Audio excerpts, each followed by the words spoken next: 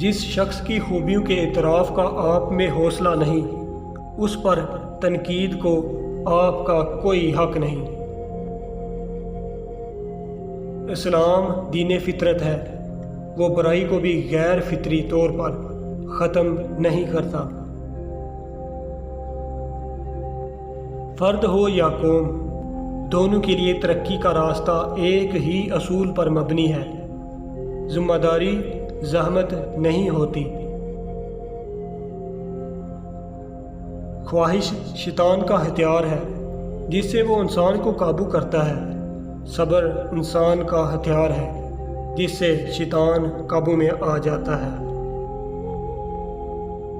جو صرف زندہ رہنے کے لیے جیتے ہیں وہ آخر کار مر جاتے ہیں۔ شیطان کو شکست دینے کا طریقہ غلطی کے اعتراف کی عادت ہے۔ شیطان سے شکست کھانے کا طریقہ غلطی کی تعویل کرنے کی عادت ہے۔ جوروں کا حق ادا کر کے ان کی حفاظت کرنا مقصود ہو تو شہوت بڑھانے کے لیے کچھ کھا لینا، جیسا کہ ہریسہ، کھا لینے میں کوئی مذائقہ نہیں۔